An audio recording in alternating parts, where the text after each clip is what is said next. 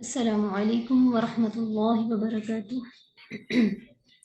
الحمد للہ والصلاة والسلام علی رسول اللہ، اشہد ان لا الہ الا اللہ وحدہ لا شریک لہ واشہد ان محمدا عبدہ ورسولہ نبینا محمد وعلی آلہ وصحبہ اجمعین، آمین یا رب العالمین۔ سب سے پہلے آپ سب کو قصص الانبیاء کورس میں خوش آمدید۔ میں ہوں آپ کے ساتھ محب الدین مشریہ کالج سے آپ کی استاذہ بریرہ عطا۔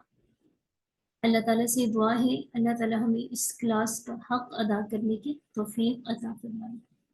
اور اس کا حق ہے کیا؟ اس کا حق یہی ہے کہ ہم انبیاء علیہ السلام کی زندگی سے جو واقعات پڑھیں سیکھیں ان پر عمل کریں، خود بھی عمل کریں اور دوسروں کو بھی سکھائیں۔ یہی اس کورس کا حق اور یہی اس کا مقصد ہے۔ اللہ تعالیٰ ہم سب کی کوششوں کو قبول فرمائے، آمین۔ تو آئیے آج ہم اللہ کی توفیق سے لیسن نمبر 7 پڑھیں گے، جس کا نام ہے موت کی ہوا۔ موت کی ہوا۔ اور آج ہم کس کی کہانی پڑھیں گے؟ آج ہم پڑھیں گے حضرت ہود علیہ السلام کے بارے میں، کہ حضرت ہود علیہ السلام نے اپنی قوم کو کیسے تبلیغ کی اور ان کی قوم میں کیا برائی تھی۔ جو برائی ان کی قوم میں تھی اس برائی سے ہمیں بچنا ہے، ٹھیک ہے؟ خود بھی اور اپنے ساتھیوں کو بھی بچانا ہے، کیونکہ نبی علیہ السلام نے فرمایا ہے بلغوا عنی ولو آیۃ، میری طرف سے آپ کو ایک بھی آیت ملے، ایک بھی بات کی سمجھ آ جائے نا تو اسے دوسروں تک پہنچائیں۔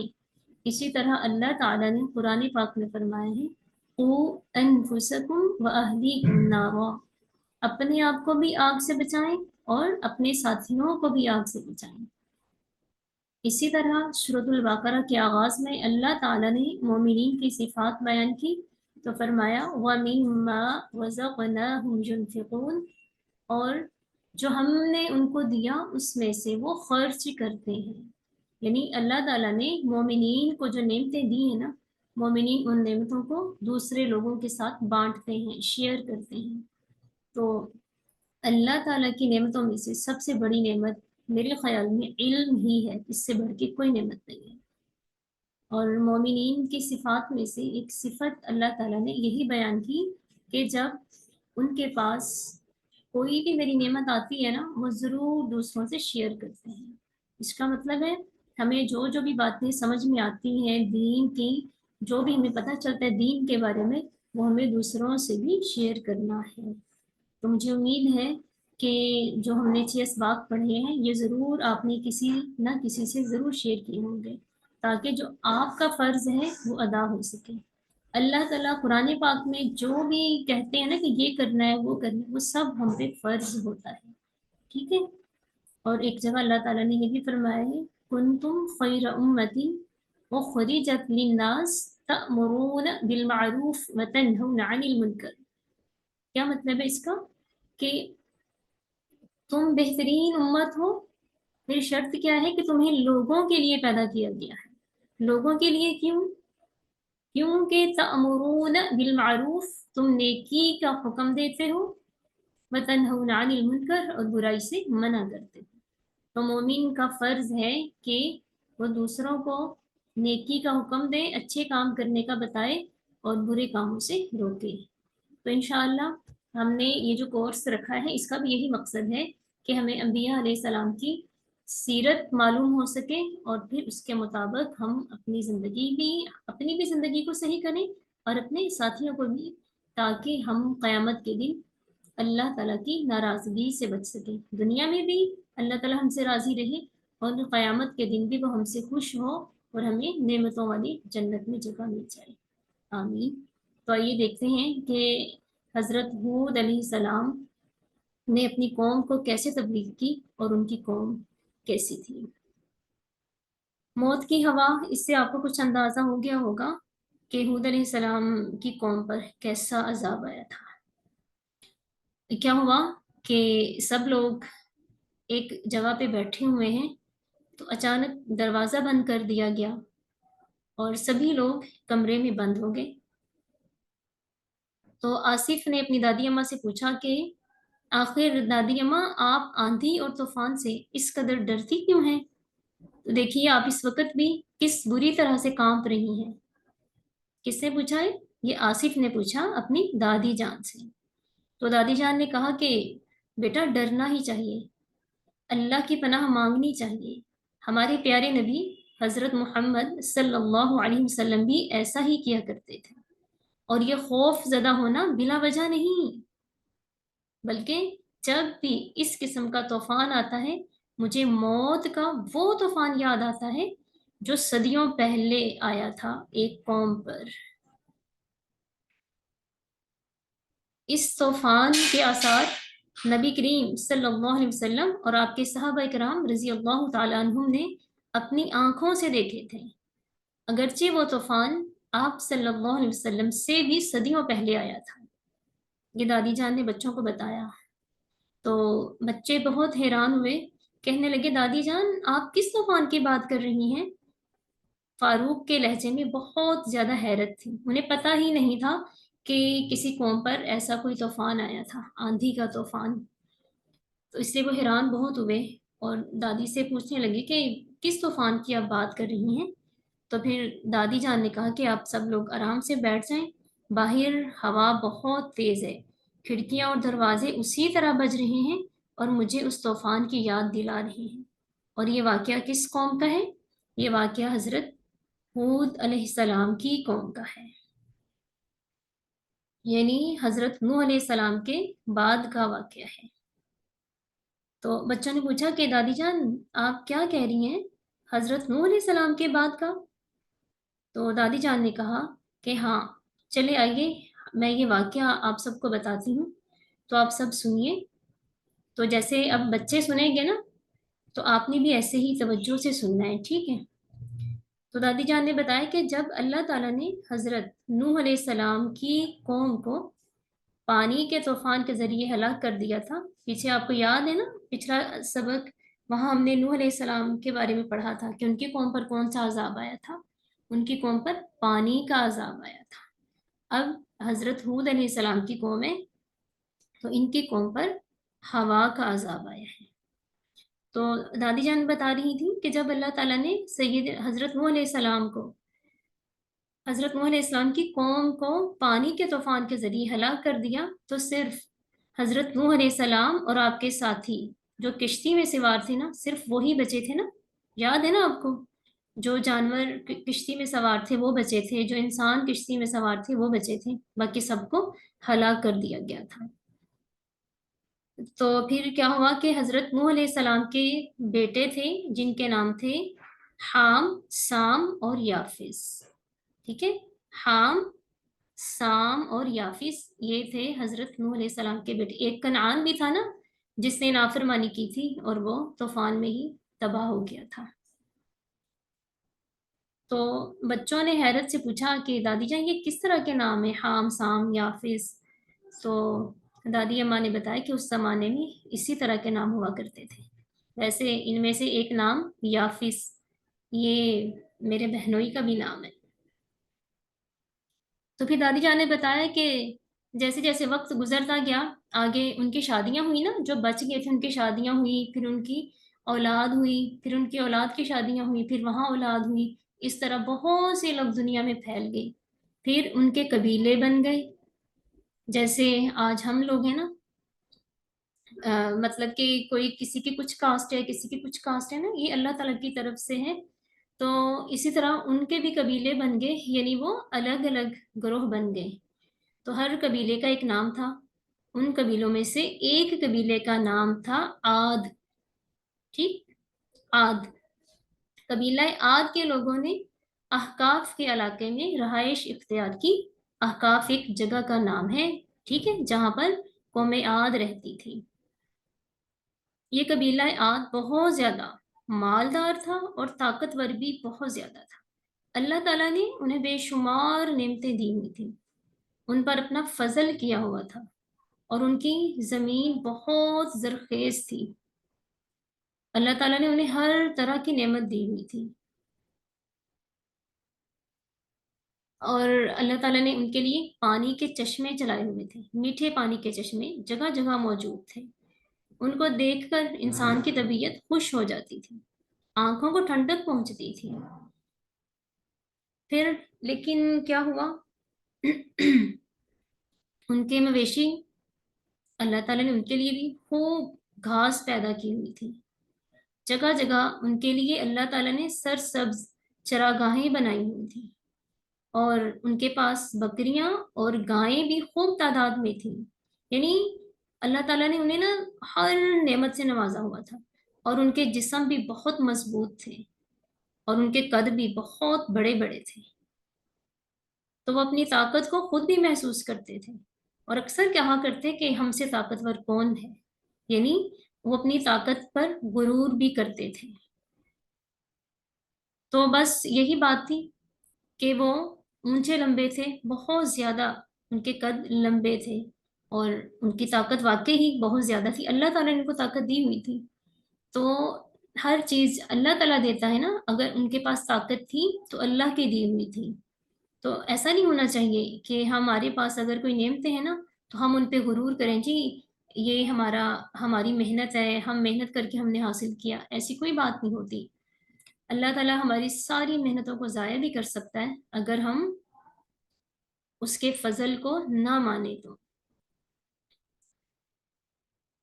تو وہ لوگ نا پہاڑوں میں مضبوط گھر بنایا کرتے تھے، اونچے اونچے محلات بناتے تھے، اور انہی محلات میں وہ رہتے اور فخر کرتے، غرور کرتے، اور باقاعدہ لوگوں کے سامنے اپنی طاقت کا اظہار کرتے تھے۔ جو لوگ چھوٹے چھوٹے گھروں میں رہتے تھے نا ان کو حقیر سمجھتے۔ تو اللہ تعالیٰ نے قرآن مجید کی سورہ شعراء میں حضرت ہود علیہ السلام کو مخاطب کر کے فرمایا ہے کہ کیا تم ایک ایک ٹیلے پر بطور کھیل تماشا نشان لگا رہے ہو اور بڑی صنعت والے مضبوط محل تعمیر کر رہے ہو؟ گویا تم ہمیشہ یہیں رہو گے، اور جب کسی پر ہاتھ ڈالتے ہو تو بے رحمی کے ساتھ ہاتھ ڈالتے ہو۔ اللہ سے ڈرو اور میری پیروی کرو۔ یعنی یہ ہود علیہ السلام اپنی قوم سے کہہ رہے ہیں۔ ہود علیہ السلام نے ان کو بہت تبلیغ کی، ان سے کہا کہ تم اس ذات سے ڈرو جس نے ان چیزوں سے تمہاری مدد کی ہے، تمہیں ایسی ایسی نعمتوں سے نوازا کہ کچھ نعمتیں ایسی تھی جو تم سے پہلے کسی کے پاس نہیں تھی۔ اس نے تمہاری مدد کی مال سے اور اولاد سے اور باغات سے اور چشموں سے، مجھے تو تمہاری نسبت بڑے دن کے عذاب کا ڈر ہے۔ یعنی حود علیہ السلام اپنی قوم کو سمجھا رہے ہیں کہ تم فخر و غرور چھوڑ دو، کہیں ایسا نہ ہو کہ تم پر اللہ تعالیٰ کا عذاب آ جائے۔ لیکن اس کے باوجود وہ لوگ اللہ تعالیٰ کی ناشکری کرتے تھے، اللہ تعالیٰ کی بات نہیں مانتے تھے۔ تو جب دادی جان بچوں کو یہ بتا رہی تھی نا کہ ان کے پاس اتنی نعمتیں تھیں، اس کے باوجود وہ اللہ کا انکار کرتے، اللہ تعالیٰ کی ناشکری کرتے تھے، تو بچوں نے کہا کہ اف یہ کس قدر برے لوگ تھے، ہے نا؟ ایسے ہی ہوتا ہے نا پھر، کہ اللہ تعالیٰ جس قوم کو اتنا کچھ دے پھر بھی وہ اللہ تعالیٰ کی عبادت نہ کریں، اس کا شکر ادا نہ کریں، تو وہ برے لوگ ہیں نا۔ لیکن آج کے دور میں بھی تو ایسا ہی ہے نا، ہم لوگ بھی ایسے ہی کرتے ہیں۔ اللہ تعالیٰ ہمیں اتنا کچھ دیتا ہے، بس کوئی ایک چیز اگر ہمارے پاس نہ ہو تو ہم بھی اللہ تعالیٰ کی ناشکری کرنے لگ جاتے ہیں کہ اللہ تعالیٰ نے فلاں کو دے دیا مجھے دیا نہیں، اللہ تعالیٰ سب کچھ دوسروں کو دیتے ہیں ہمیں دیتے نہیں ہیں۔ ایسی باتیں نا ناشکری کی ہوتی ہیں، کفر کی ہوتی ہیں، اللہ تعالیٰ کو ایسی باتیں پسند نہیں ہیں۔ ٹھیک ہے؟ تو دادی جان نے کہا کہ ہاں بیٹا اس میں کوئی شک نہیں، آج کل بھی ہمیں ایسے ہی لوگ ملتے ہیں، لیکن ان میں جو سب سے بری بات تھی نا وہ کیا تھی؟ شرک۔ دیکھیں ہر نبی نے اپنی قوم کو شرک سے باز رہنے کی تبلیغ کی ہے۔ وہ ایک اللہ کی عبادت نہیں کرتے تھے، انہوں نے بتوں کو اپنا معبود بنا رکھا تھا۔ کس کو انہوں نے معبود بنا رکھا تھا؟ انہوں نے بتوں کو اپنا معبود بنا رکھا تھا، یعنی وہ بتوں کی عبادت کرتے تھے، ان سے دعا مانگتے تھے، ان سے مدد مانگتے تھے۔ تو دادی جان بچوں کو یہ بتا رہی تھی تو بچوں نے کہا کہ دادی جان آپ کا مطلب ہے मिट्टी और पत्थर के बुतों से मदद मांगते थे, जिनको उन्होंने खुद अपने हाथों से बनाया था। दादी जान ने कहा कि हाँ बेटा, ऐसा ही है, अभी आप लोग तवज्जो से सुने। दादी जान ने बताया कि वो अपनी दुआएं कबूल कराने के लिए इन बुतों का वास्ता देते थे। यानी कि वो कहते कि इन बुतों के वास्ते, इन बुतों की वजह से हमारी दुआएं कबूल हों। तो ये बहुत ही गलत बात थी। वो समझते थे कि ये जो बुत है ना, इनकी यही हमारी मुसीबतों को टालते हैं, जबकि ऐसा नहीं था। वो इंतहाई शिर्क में इस कदर बहके हुए थे कि वो बारिश तक भी अपने बुतों से मांगते थे। तो बच्चों ने जब ये बात सुनी ना कि वो बारिश भी बुतों से मांगते थे, तो वो अस्तगफिरुल्लाह कहने लगे कि ये किस तरह के लोग थे। तो दादी जान ने कहा कि इनमें अपनी ताकत का गुरूर ऐसा बैठा कि जमीन में फसाद करने लगे, दूसरे कबीलों पर जुल्म ढाने लगे, उन पर हमले करने लगे। यानी अल्लाह ताला का खौफ उनके दिलों से बिल्कुल ही निकल चुका था। तो बच्चों ने कहा कि दादी जान वाकई वो ऐसा करते थे। तो दादी जान ने कहा हाँ बिल्कुल, उन्होंने कमजोरों को गुलाम बनाना शुरू कर दिया, और जो इनमें कमजोर था वो ताकतवर के जुल्म का निशाना बनने लगे। तो देखें बेटा, इस स्टोरी का मतलब ये है कि जैसी ये आद कौम आद थी ना, ऐसा हमें नहीं करना, ठीक है। हमें किसी पर भी किसी तरह का भी जुल्म नहीं करना। तो जब दादी जान ने बताया ना कि जो ताकतवर थे वो कमजोरों पर जुल्म करते थे, तो नवीद ने कहा कि दादी जान, जैसे जंगल में होता है ऐसे ही करते थे वो। दादी जान ने कहा हाँ, आपने अच्छी मिसाल दी है। इन हालात में, यानी जब ये लोग हद से गुजर गए, इनके जुल्म की इंतहा हो गई, तो अल्लाह ताला ने उन्हीं में से अपना नबी भेजा, और उसका नाम था हजरत हूद अलैहिस्सलाम। किस कौम पर आए थे हूद अलैहिस्सलाम? कौम आद पर। तो बच्चों ने कहा कि अल्लाह तेरा शुक्र है कि ऐसी गुमराह कौम में तूने अपना नबी भेजा। फिर दादी जान ने कहा कि उनकी सच्चाई, दयानतदारी और अच्छे अखलाक से सभी वाकिफ थे। यानी हजरत हूद अलैहिस्सलाम बहुत सच्चे इंसान थे। हर बात में, हर काम में वो दयानतदारी से काम लेते थे, और उनका अखलाक बहुत अच्छा था। यानी वो किसी से भी लड़ते झगड़ते नहीं थे, किसी को भी गाली गलौज नहीं करते थे, किसी के जुल्म के जवाब में भी जुल्म नहीं करते थे। उन्होंने फिर कौम आद को, यानी जिस कौम की तरफ आए थे ना, फिर वो उनकी कौम थी ना, तो उन्होंने अपनी कौम को अल्लाह की तरफ बुलाया, बुतों की इबादत से रोका। और क्या कहा उनसे?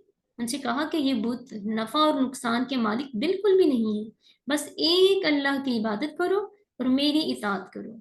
यानी जो बंदा अपने दरमियान मौजूद नबी की इताअत करता है ना, इसका मतलब है उसने अल्लाह की इताअत की।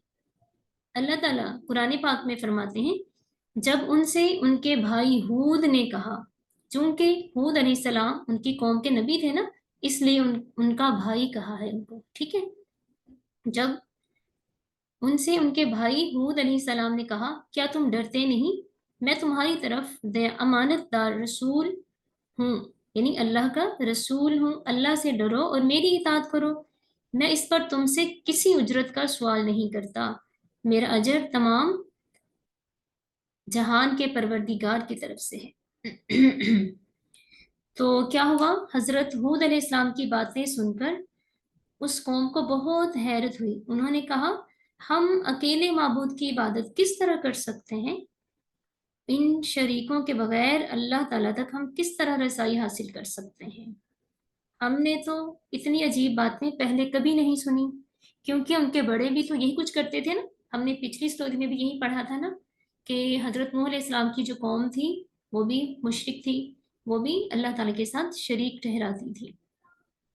तो इसी तरह हजरत हूद अलैहिस्सलाम की कौम ये भी ऐसे ही करती थी। इन्होंने अपने बड़ों को ऐसे ही करते देखा, तो इसलिए कहते कि हमने पहले तो कभी भी ऐसा नहीं सुना कि सिर्फ एक अल्लाह की इबादत करनी है।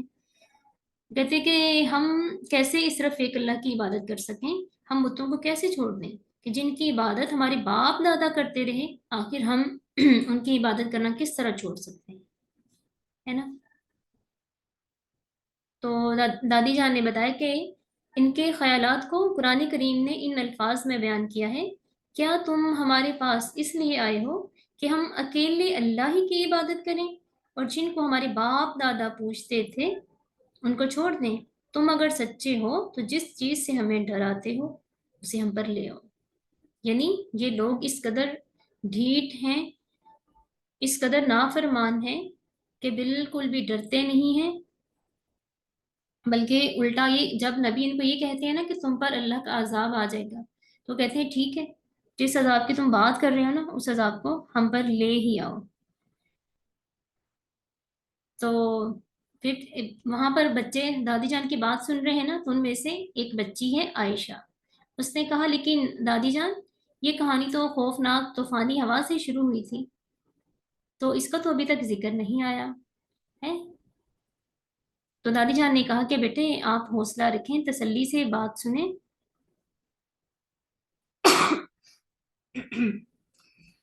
جب آپ اصل واقعہ سنیں گے تو پھر آپ کو پتا چلے گا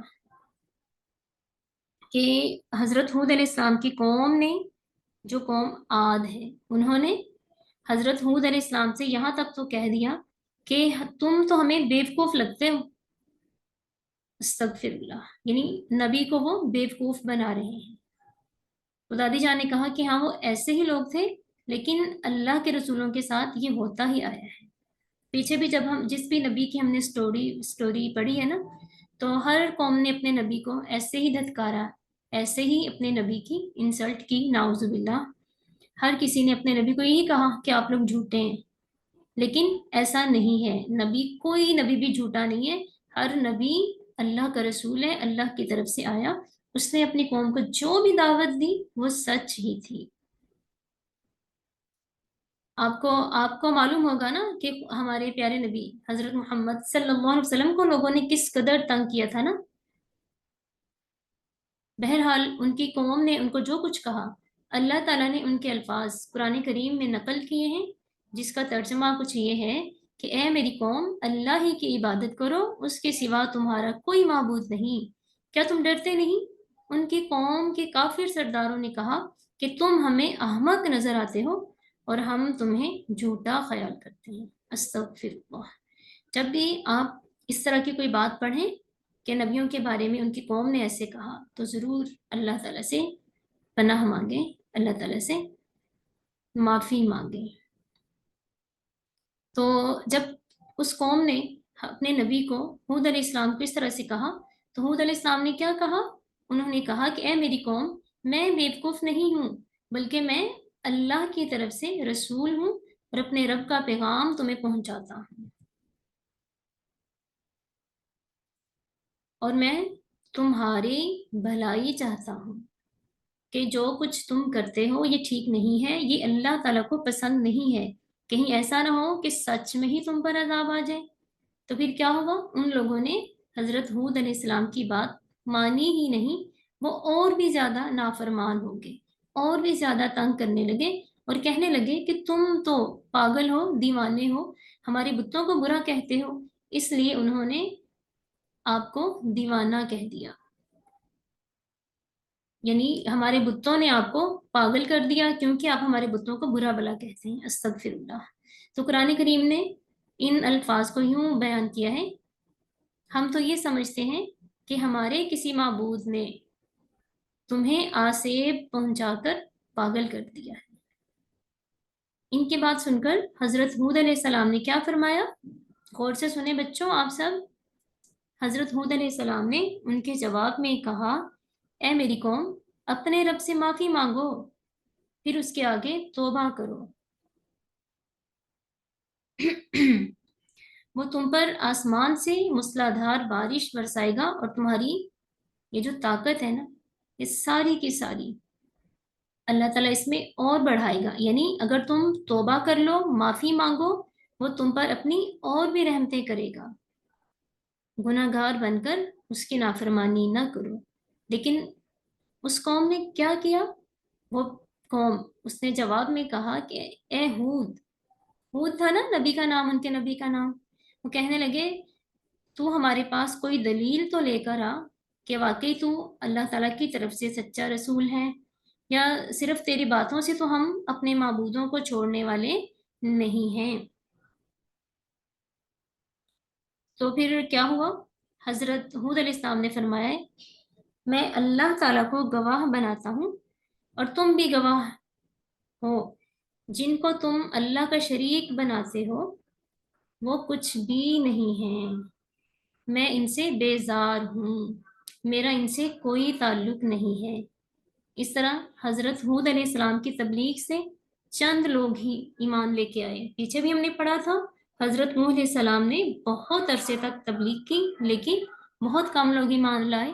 اسی طرح حضرت ہود علیہ السلام نے اپنی قوم کو تبلیغ کی، قوم ان کو دہتکارتی رہی، ان کی انسلٹ کرتی رہی، ان کو ستاتی رہی، تنگ کرتی رہی، ان کو طرح طرح کے تانے دیتی رہی، لیکن ہود علیہ السلام چونکہ اچھے اخلاق کے مالک تھے انہوں نے کبھی کسی کو تانا نہیں دیا، البتہ بھلے طریقے سے اچھے طریقے سے انہوں نے اپنی تبلیغ کو جاری رکھا۔ تو اب کیا ہوا؟ وہ تبلیغ کرتے رہے تو چند آدمی حضرت ہود علیہ السلام کے ساتھ مل گئے، ان کی بات مان لی، ان پر ایمان لے آئے۔ تو کیا ہوا؟ جو کفار تھے ان کا مذاق اڑانے لگے اور انہیں بھی تنگ کرنے لگے، حضرت ہود علیہ السلام کی اطاعت کے متعلق ان سے طرح طرح کی باتیں کرتے۔ قرآن مجید نے ان کی باتوں کا اس طرح سے بیان کیا ہے، یہ تو تم جیسا ہی انسان ہے، یعنی جو لوگ حضرت ہود علیہ السلام پر ایمان لے آئے تھے نا ان کے بارے میں لوگ طرح طرح کی باتیں کرنے لگے اور ان سے پوچھتے کہ یہ تو تم جیسا ہی انسان ہے، تمہاری ہی خوراک یہ بھی کھاتا ہے اور تمہارے پینے کا پانی ہی یہ پیتا ہے، اگر تم نے اپنے جیسے ہی انسان کی اطاعت کر لی تو بے شک تم سخت خسارے والے ہو۔ کیا یہ تمہیں اس بات سے دھمکاتا ہے کہ جب تم مر جاؤ گے اور مٹی اور ہڈیاں بن جاؤ گے تو پھر زندہ کیے جاؤ گے؟ وہ لوگ یہ مانتے ہی نہیں تھے، وہ کہتے تھے جب انسان مر جائے گا نا مٹی ہو جائے گا، مٹی کے ساتھ مٹی بن جائے گا، ہڈیوں کے ساتھ ہڈیاں بن جائے گا نا تو پھر دوبارہ وہ زندہ نہیں ہو سکتا۔ وہ اس بات کو تسلیم نہیں کرتے تھے مرنے کے بعد انسان پھر سے جی اٹھے گا، اس لیے وہ اللہ تعالیٰ کی نافرمانی کرتے رہے۔ تو جیسا کہ ابھی دادی جان بتا رہی ہیں کہ بہت عرصے تک حضرت ہود علیہ السلام نے اپنی قوم کو تبلیغ کی، جن میں سے صرف چند آدمی ہی مسلمان ہوئے اور باقی لوگ وہ کیا، وہ ان کو یہی کہتے رہے کہ تم نے اپنے جیسے ہی ایک آدمی کی پیروی کر لی ہے جو کہ تمہیں کوئی فائدہ نہیں دے گا۔ وہ ان کو کہتے جب ہم مر جائیں گے مٹی ہو جائیں گے تو ہمیں دوبارہ اٹھایا جائے گا، بھلا یہ کیسے ممکن ہے؟ لیکن حضرت ہود علیہ السلام مسلسل انہیں بتوں کی عبادت سے روکتے رہے اور ایک اللہ کی عبادت کرنے کا کہتے رہے۔ وہ ان سے یہ بھی کہتے کہ میری قوم اللہ تعالیٰ کی نعمتوں کو یاد کرو، اللہ تعالیٰ کی نعمتوں کا ذکر کرو جو اس نے تمہیں دی ہیں، اس کا شکر ادا کرو کہ اس نے تمہیں اتنے مضبوط جسم دیے ہیں، تمہارے قد اتنے لمبے کیے ہیں، تمہیں اتنی طاقت قوت دی ہے، تمہیں کس قدر زیادہ کیا ہے اور تمہیں اولاد کے ساتھ تقویت بھی دی ہے، طاقت اور پھر ان کو سمجھایا کہ تم نے وہ حضرت نوح علیہ السلام کی قوم کو یاد کرو جس کو اللہ تعالیٰ نے پانی سے برباد کر دیا تھا۔ اس کے باوجود لوگوں نے حضرت ہود علیہ السلام کی بات نہ مانی تو اللہ تعالیٰ کی طرف سے پھر ان پر عذاب آ گیا، دنیا میں بھی پھر ان کے لیے ذلت و رسوائی ہے اور آخرت میں بھی ان کے لیے بہت بڑا عذاب ہوگا۔ ہود علیہ السلام کی تبلیغ کے باوجود قوم اپنی بات پر ڈٹی رہی، ان کا خیال تھا ہم تو اتنے طاقتور ہیں، بھلا ہمیں کون توڑ سکتا ہے، ہم پر کیسی عذاب آ سکتا ہے۔ تو ہود علیہ السلام کے جواب میں انہوں نے کیا کہا؟ قرآن کریم یعنی اللہ تعالیٰ نے ہود علیہ السلام کی جو قوم ہے اس کی بات کو اس طرح سے بیان کیا کہ اب عادیوں نے بے وجہ زمین پر سرکشی شروع کر دی، عادیوں سے مراد قوم عاد، اور کہنے لگے کہ ہم سے زیادہ طاقتور کون ہے؟ کیا انہیں یہ نظر نہیں آیا جس نے انہیں پیدا کیا ہے وہ ان سے بہت ہی زیادہ زوردار ہے نا؟ اللہ کی طاقت تو سب سے زیادہ ہے نا، قوم عاد سے بھی زیادہ، لیکن وہ اس بات کی سمجھ نہیں رکھتے، وہ آخر تک ہماری آیات کا انکار ہی کرتے رہے اور ان کی گمراہی کی انتہا یہ تھی، انہوں نے یہاں تک گمراہی اختیار کی کہ وہ حود علیہ السلام سے کہنے لگے کیا تم ہمارے پاس اس واسطے آئے ہو کہ ہم صرف اللہ ہی کی عبادت کریں اور جن کو ہمارے باپ دادا پوجتے تھے ہم ان کو چھوڑ دیں، لہٰذا ہم کو جس عذاب کی دھمکی دیتے ہو وہ ہمارے پاس لے آؤ۔ پھر کیا ہوا؟ اب لوگوں نے خود عذاب مانگ لیا نا، تو جب کوئی قوم خود کسی عذاب کا کہہ دیتی ہے نا تو پھر اس پر عذاب آ کے ہی رہتا ہے۔ پھر کیا ہوا؟ پھر اللہ تعالیٰ نے ان پر قحط نازل کر دیا، یعنی ان کا کھانا پینا ختم کر دیا، یہاں تک کہ وہ درختوں کے سوکھے پتے کھا کر گزارا کرنے لگے۔ پھر بھوک پیاس سے ان کے مویشی مرنے لگے، انسان خود مرنے لگے، ان کے پانی کے چشمے سوکھ گئے، نہ انہیں کہیں پانی ملتا نہ انہیں کچھ کھانے کو ملتا۔ تو اس طرح بہت کمزور ہو گئے وہ لوگ، ان کی طاقت ختم ہو گئی، بہت سارے لوگ ان میں سے مر بھی گئے۔ تو انشاءاللہ تعالیٰ اس سے آگے ہم کل پڑھیں گے، کل دیکھیں گے کہ جب اللہ تعالیٰ نے ان پر قحط نازل کیا اور وہ لوگ بھوک پیاس سے مرنے لگے تو پھر کیا ہوا، پھر اس قوم کے ساتھ کیا ہوا اللہ تعالیٰ کی طرف سے۔ تو یہیں پر ہم اپنی کلاس کا اختتام کرتے ہیں۔ سبحانک اللہم و بحمدک نشہد ان لا الہ الا انت نستغفرک و نتوب الیک۔ السلام علیکم ورحمۃ اللہ وبرکاتہ۔